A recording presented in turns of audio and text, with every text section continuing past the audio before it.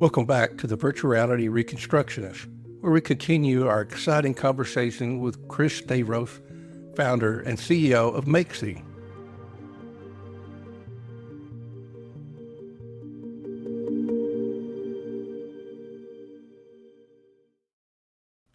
In part one, Chris took us on a journey through his pioneering work in collaborative 3D content sharing and the transformational potential of augmented and virtual reality. makeSEA's platform is breaking new ground, making it possible for creators, educators, and forensic professionals alike to collaborate in AR and VR with a simplicity and flexibility that was previously unimaginable. In the second part, we'll dive deeper into how makeSEA is revolutionizing digital twins and mixed reality applications for real-world scenarios. From the recreating complex spaces to enhancing forensic investigations, Chris will share how makeSEA is bridging the gap between content creation and interactive storytelling in a entire new scale. Stay tuned as we explore how these advancements are shaping the future of immersive technology. Whether you're passionate about tech, interested in forensic applications, or curious about evolution of VR and AR, you won't want to miss this discussion. Visual annotations and animation and let you engage with it, interact with it. It's the use case and the content that matter. What we started to learn is that while there are clients out there, there are companies that have an appetite for doing something at a large scale, creating broad portfolio of training content or creating a collection of exhibit experiences for trade shows. Oftentimes, what we're finding is it's easier to focus the solution in a way that is very point oriented. And so what we've started to do is take our core platform, which is essentially this CMS for mixed reality that supports co-presence. We're now using that as a foundation to build microservices and brands that are geared towards very specific use cases. We just launched a service geared towards capturing weddings in very high resolution surround video. We do digital twins of the cake and the gift table. We stitch that together into a mixed reality memory experience that lets people be back in the moment in front of the couple during the ceremony and at the table for the toast and the parents' first dance in a way that video doesn't match. We're using the same platform and the same capture and production methods that we do if I was building a training lesson for a manufacturer or a trade show exhibit for a marketer. But we're branding and packaging that in a way that's geared towards more specific audiences. myxrwedding.com happens to be that product brand, but it's essentially makeSEA under the hood. Another one that we've just launched is around facilities, tours, and venues tours. And so that's toursinxr.com. And again, it's using the makeSEA platform at the foundation. What we're doing is offering products and services at a price point that is very clear what you're getting for your money, and the deliverables that we're offering are of a particular flavor. For tours, it's being able to tour multiple facilities without physically having to travel. As an operator or a salesperson, will take my audience on that journey and get them excited about those locations. For weddings, it's capturing that special memory event. We have another implementation of the platform geared towards the rapid publishing of exhibits for trade shows and sales and demo experiences.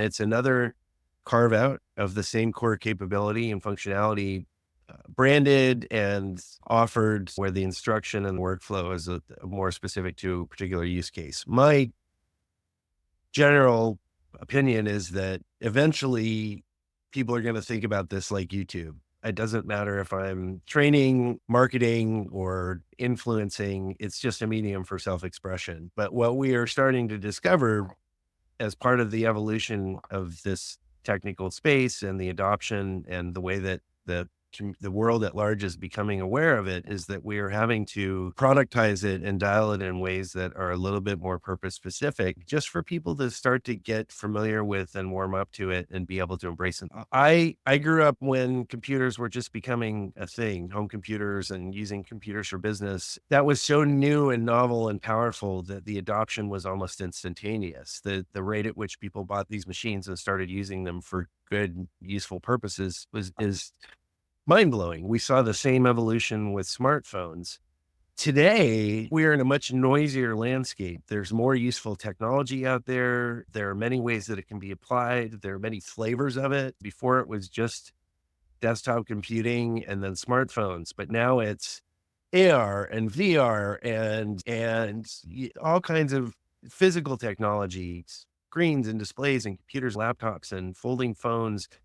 There's a cacophony of noise out there in technology these days, and there's a lot more distraction. There's a lot more adoption that's unique to one's need or purpose. So I think what we're really seeing is the explosion, like the universe expanding. I think what's happened is that we're now in a technological age where mixed reality is a massive disruptor. But the rate at which it's being folded into work, play, and the tooling that's required and the ability to self-express, I think the adoption is happening slower because there's more shiny things to pay attention to and limited budget and time, spread our resources around the best we can and glob onto the things that are really impactful. What I'm excited for is that 3 barriers have fallen with mixed reality: XR, meaning AR and VR. The capture and production methods have collapsed in a way that it's become manageable and affordable. It is within the same level of effort and cost as doing video or web production. So I no longer have to be a gaming or a movie studio to produce a meaningful experience. Another pillar that's collapsed is the device cost and accessibility. The devices are tremendously capable from a display and interaction perspective. They're becoming hugely affordable. The new Quest that launched is $300. The fancier one, the Quest 3 that we prefer for business purposes, is $600. It's a fraction of the cost of a smartphone with the same computing power and display capabilities that are unmatched. And that has made it easy for us to create compelling experiences and deliver them affordably in terms of the technology and the infrastructure side. The third pillar is the ability to self-express. I'm happy to say that we have survived a number of companies over the last couple of years that have burned through a lot of private capital trying to enable the kind of self-expression capabilities that we have. To my knowledge, we're the last ones standing. Some of that is perseverance, maybe a little bit of idiocracy, but we understood that this was going to be a long, slow adoption. Rather than taking on a lot of capital investment and burning through it quickly, stayed focused on core technology development, enabling common use cases across a broad range of verticals: the show and tell, the co-presence, the privacy and security and personalization. Those work regardless of what story I'm trying to tell in mixed reality. And so we've had sort of a different focus, which is to solve those problems universally. Places that we found work have also been to take that platform and use it as a foundation to build more custom bespoke apps built faster. They're more affordable. They're easy to keep fresh, and they create an experience that is really relevant to the clients with in terms of their making deeper investments. So they typically are tied back to ROI in a way that is measurable. So we're thrilled for that. I think those market forces have put us in the perfect position for enablement. The 2 biggest barriers for us are devices in hand, which is slowly becoming less of a problem. These things are inexpensive. They're showing up under the Christmas tree and in the office conference room. Another tremendous fuel for this movement is that Meta has open sourced their mixed reality operating system the same way that Google did with Android for smartphones. And if you have any sort of awareness, that's why we have 2 flavors of smartphone out there. We've got Apple product and everybody else does. And everybody else runs on Android, which is a leveler. It standardizes things. It makes it easier for developers to build content and experiences that work universally across a broad set of devices. Part of the point of Meta's strategy is that they understand that we need devices that work in sports settings and underwater and while driving and for entertainment and using them on the factory floor. The beauty of this is that they've created that homogeneity. They have enabled a means for developers like makeSEA to build a platform that enables self-publishing and collaboration that will work universally across all of these hardwares in a way that is sustainable for us. Consumers have an experience that is familiar and that follows some standard conventions in terms of how things work. So between the cost and accessibility of devices, the fact that they are becoming standardized in a way that gives us more landscape to do application development that's going to survive and thrive and evolve with the hardware. The fact that I can self-produce this content now using collateral that I may already have access to, or that's easy to produce with a phone instead of a very expensive scanner or professional camera. These are the things that have been the major barriers to adoption, and they've all fallen. So the last one that we have is awareness. It's helping people really understand what the opportunity is with this stuff, why it's more compelling and impactful than traditional media, and how it can be leveraged in a way that is really powerful. To that end, we've created a demo experience in our app. Our platform consists of two pieces. makeSEA is the content management system that is the core that I use to upload and share and publish my content. Catapult is our mixed reality client, which is the app that you use to view and engage with this content. Catapult is available for free at the Meta Quest App Store. In our Catapult app, we have built a demo experience meant to tease the opportunity that mixed reality presents for sales, engagement, training, and exhibition. And it's a demo that is interactive. You get to play a little bit. It does a great job of showing how I can use this blend of content, digital twins, PDF, video, surround video, projected masters of ceremonies or instructors, and mash that stuff up in a way that creates a compelling and engaging experience. I encourage anyone curious to learn more. How do I use it for selling, training, exhibition, or tours? I would encourage you to install Catapult on your Quest device and take the demo. It's a first option on the main menu once you launch the app. Jen, one of our team members, will pop up in front of you life size and take you on a journey. It's a powerful mashup of industrial 3D models, digital twins, and some entertainment content. We do a great job of showing how I can mash up this media in a way that tells a broader story. There's an example of an instructional lesson that's interactive. We talked about some of the methods we use for producing the content, not just the mechanics of it, but the design and storyboarding lifecycle.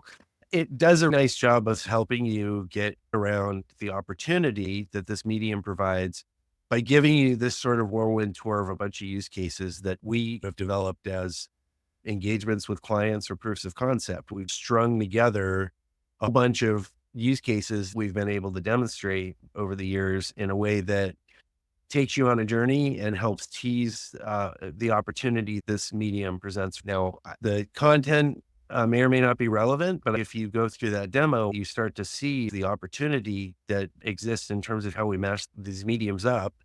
And it is also pretty evident where that material is coming from. Was it shot with a phone or a 3D model I got out of CAD or a digital twin that I created with my iPhone or drone? It will help folks understand not just the outcome, but how I can leverage readily accessible content to tell a more compelling story. And the point or the sort of underlying message is that I can produce that in hours, not months. And I don't need a special degree, a special team, or special equipment. I can mix these mediums together in a way that does a better job of getting my audience engaged in the messaging that I have for them. We're thrilled to break down those awareness barriers. We've tried to do that through YouTube, and we have a channel you can visit that shows different use cases built on top of makeSEA. The problem is that they're all camera perspective views. They look like video because it is essentially a video recording of when I'm seeing first person, as if you put a camera in my brain. that you really have to be in the experience, in the spatial environment with the device on your head to appreciate how much more impact the video examples that we offer do a good job of illustrating what that looks like. But when you take the time to go through that demo and actually experience it firsthand, that's the tipping point in realizing why this is such a different and powerful medium for communication. You really have to see it firsthand to appreciate it. This is now in your hands to self-produce these narratives, these experiences, and get your story across to your audience in a way that is achievable, affordable, convenient, and it has way more impact than traditional media. So start doing that. It's a better way to tell your stories. That's such great points. And I think it is growing. I think you will get there. As we build on this, like you said, a slow process. I'm seeing that too. I enjoy it. I'll take a pause for a second, just with the sponsor of this, and then we're going to get into some more stuff. Hang tight for me. All right. Just wanted to do a call out for the live active shooter survival training program conducted by Triple R Investigations. It's a video program to make you aware of the situations around you and how you can survive these events. They're a part of our society. And so check out triplerinvestigations.com/alive, ALIVE, for more detail. Chris, you've got a lot of information here, and I'm comfortable with tech, but I just don't know the details of it. I was able to create some spaces, get my ideas solidified that we hopefully someday will create. Moving on with the interview, Chris, you guys are still growing and finding niches, and totally like that. What is differentiating you from the rest that allow you to keep doing that? What do y'all do just a little bit different? So I think the biggest differentiator is our focus on rapid capture and publishing. There's an easy way and a hard way to write an essay. And the same is true when you're creating mixed reality experiences. You can spend hundreds of hours creating highly virtualized artificial copies of real world stuff that are animated and rich and pretty to look at, but that require a huge amount of effort to produce and maintain. On the other end of that spectrum, I can create a digital twin in 5 minutes with my iPhone and record a training procedure and the time it takes for somebody to press the buttons. I can enhance those elements with other supplemental information like PDFs, video, some 3D modeling and animation that is quick and easy to produce, takes hours, not days or weeks, and mash that content up in a way that it has real meaning. This can be for training or exhibition. It might be a product demonstration or showing the features and benefits of a piece of equipment, but doing it in a way where the capture and the production takes a day or two, not weeks or months, and where the outcome is very much like the real world, especially with digital twins.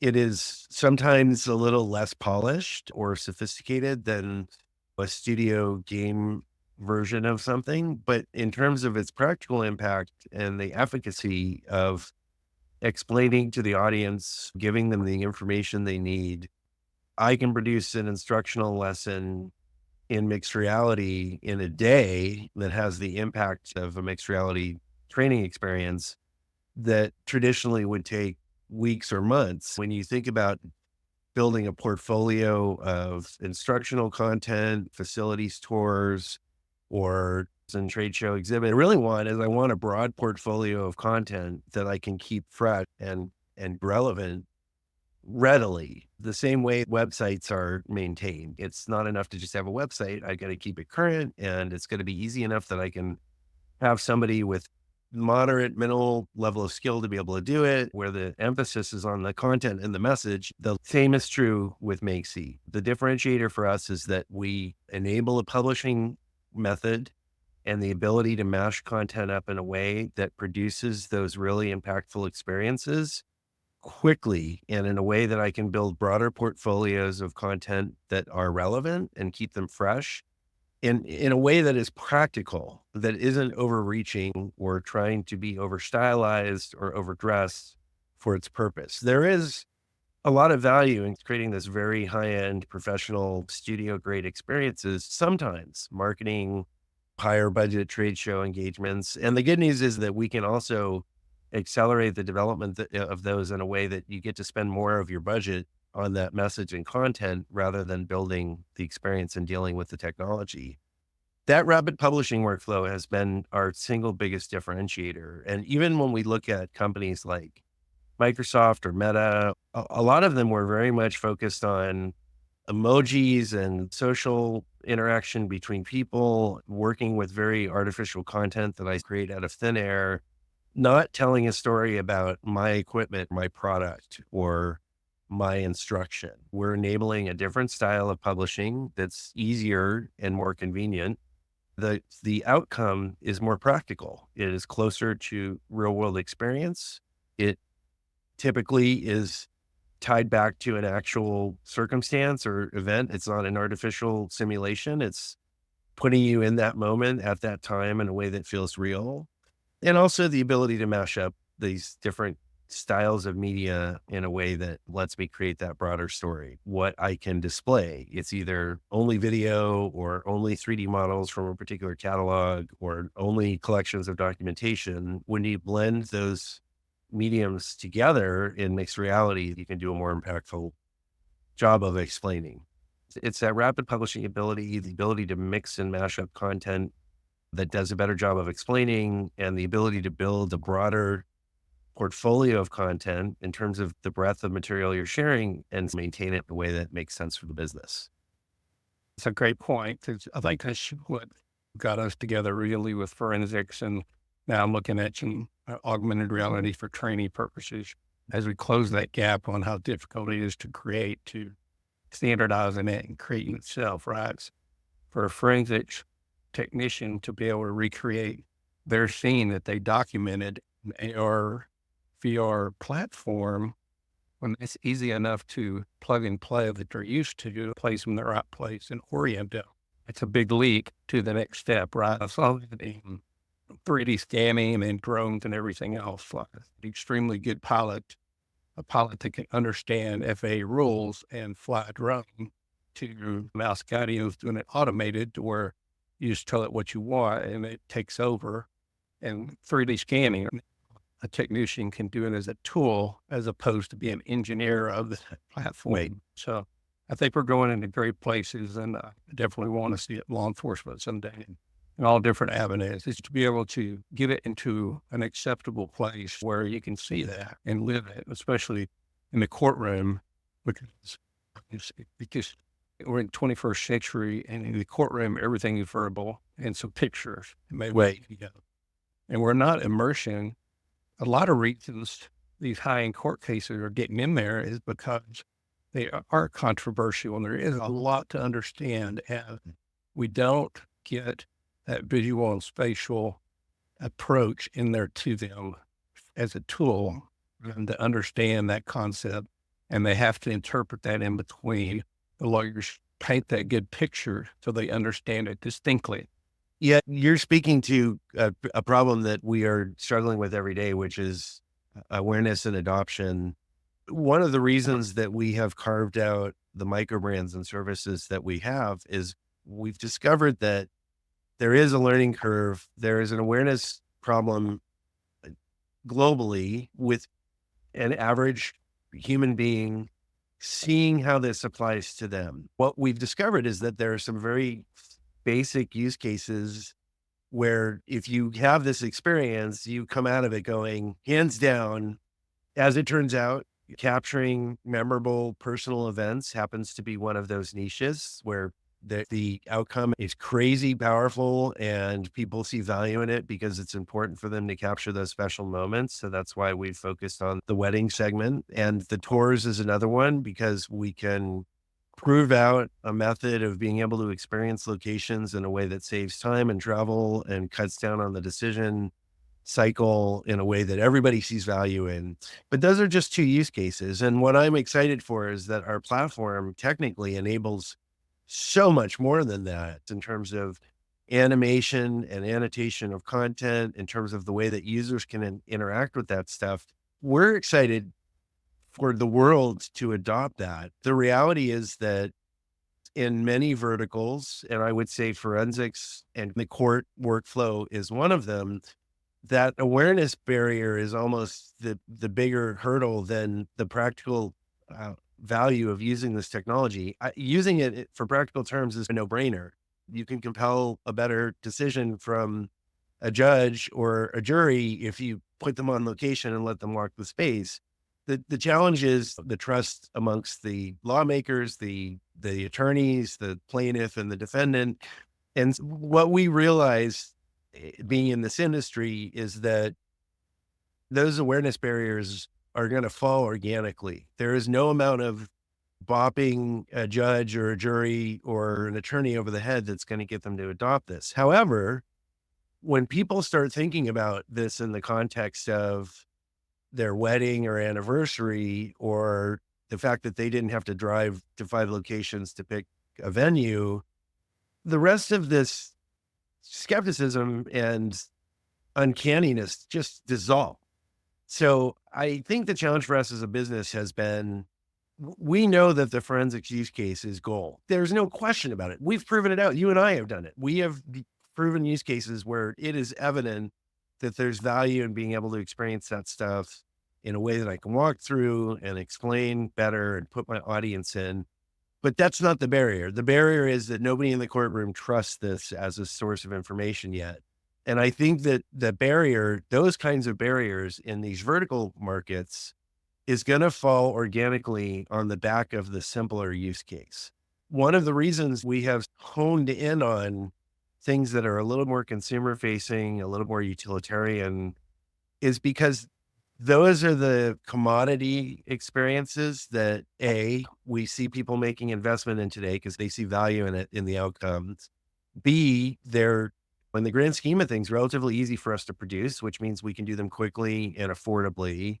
And what that's doing is creating this foundation of use cases where people get it. And the early example of that was Pokemon, where people were walking around the sidewalk bumping into the street pole with their iPhone because they're looking for a Pokemon. And now that we've got the Quest and the self-publishing opportunity, the best thing that we can be doing to help support and foster the adoption of this technology is to leverage it in ways that are simple and impactful. You can do so much through this self-publishing ability to tell my story, to excite my audience, to engage them in a way that I can't with any other medium. Let's start with the simple show and tell stuff, the stuff easy to produce and really impactful, and that moves the ball forward. My prediction is that the more of that becomes commonplace, the norm, we see it in media, we see it in advertisement, we see it at Christmas time when these things ship, the more those skepticisms fall. And whether it's 3 years or 5 years or longer, the forensics industry starts to adopt this, it's going to happen. I think we're more inhibited right now by the cultural skepticism and the lack of awareness than we are by the technical capability of the technology. So in other industries, like in architecture and construction, a lot of times that's driven by ROI. I can measure this field faster. I can do something that's going to save the cost down the line. And so let's do it that way. But in some of these more advanced cases like forensics, I think the challenge is that this has never even been an option before. I've never been able to put the jury on the crime scene before as if they were there the night that the event happened. Now that's a thing. And until people really understand that's even an opportunity, we got some work to do. The good news is that the capture methods are getting easier, faster, less expensive, higher quality. The publishing we're enabling is now ridiculously easy and accessible. The devices are very affordable. The next challenge is starting to break down those use cases and demonstrate them in action. For us as a company, the challenge has been that we get asked to do proof of concepts all the time for free, but we can't survive as a business by just doing free examples of this stuff. In an industry like forensics, there has to be some compelling force that is, helping to pay for the experiment. It might be a high profile case where this has an impact on the decision in a way that other medium can't. It may be that we work with a company that specializes in this field and decides that they want to go to market and offer this as a new line of service. I think in the legal space in particular, the bigger issue is that there's so much at stake in terms of the decision and the impact that this can have, that there is that enhanced fear of the unknown. There's the fear that I get found guilty or that I don't win the prosecution. I think those are the things that we're all still working actively to prove out and demonstrate. And the more that we do that, the more normal and commonplace this becomes. The analogy I'll make is when Bluetooth headsets came out, there was a really awkward period where people would walk around talking on their Bluetooth headset and other people would look at them and go, they'd scoff. Is he talking to himself, or he looks like he's an alien, or, oh, they think they're special. And now it's just the norm. It's how we use technology. I think the same is true with AR and VR. It's still so unfamiliar that it's uncomfortable. The way we're breaking down a lot of those adoption barriers is by proving out the use case, doing it in a way that's really impactful. As a company, we're having to focus on use cases that are scalable and where there's revenue tied to them. Ironically, some of this more basic consumer stuff like event capture and the venue tours actually have a lot of demand. It's something that people value and are willing to monetize, and we're able to do that in a way that has really good outcomes. Some ways we are diluting or maybe simplifying experience and the sophistication of what we're building because it has more value, more ROI than doing something really fancy that looks cool, but is not sustainable. And one of the big challenges for us now is focusing on industries where there's an appetite for adoption. There's an openness, a willingness to leverage the technology and understanding of what the opportunity is. And then part of our job is to work with clients to identify what are the use cases that this really solves or make better? Where is the content coming from? And is it readily accessible? Can we do this in a way that is sustainable and maybe sets the company or the client up for that next round of investment because the first round was successful? And how do we do that in a way that is digestible, where we're doing it in small incremental steps rather than trying to turn the entire business on its head? Those kind of engagements have proved really effective because the spends are small, the outcomes are really powerful. It equips the client with devices in hand so that we have a facility to engage with them and talk about what the next round of content development experience is going to be. And then it's a safe and sane way for companies to dip their toe in the pond and see how this applies to their business without taking on huge risk. Forensics is such a niche space. It's so unique and specialized and has such risk implications tied to it that I think it's been a harder industry to crack into, but it's going to happen. The same way that LiDAR scans are used now, I think this is just another way to view that content. And as the users become more aware that this is available and that it's safe and it's a useful tool, that we'll start to see it become a regular piece of the way these audiences are engaged. I also think as the devices become more prolific, they become an extension of the phone. They're a peripheral instead of something I have to buy special. That is another accessibility barrier that gets broken down because now I'm just telling people to pull out their phone or put their glasses on. I'm not telling them to go to the store and buy a new piece of hardware. Great point, Chris. I think we're going to have to do this again. We can talk about this all day. But I think we're going to wrap it up with Chris today. Don't forget to check out makeSEA.com for his product, and as well as myxrwedding.com, and see what he's doing with augmented and virtual reality and trying to make it accessible to different arenas and the public as well. It's already out there, and he's doing a great job expanding on this. All right, so that wraps up another episode of the Virtual Reality Reconstructionist. Thank you, Chris Stavros, for joining us today and sharing invaluable insights into the world of 3D content collaboration in AR and VR technologies. Thanks to our listeners for tuning in. Don't forget to check out rrinvestigations.com/alive for further information on active shooter survival training. Remember to follow us on your favorite podcast platform for more episodes exploring the fascinating world of virtual and augmented reality, as well as forensic investigations. This will be the first episode posted on YouTube, so enjoy it there as well. Until next time, this is Roger Reinreiter signing off for Virtual Reality Reconstructivist. Stay safe and stay curious.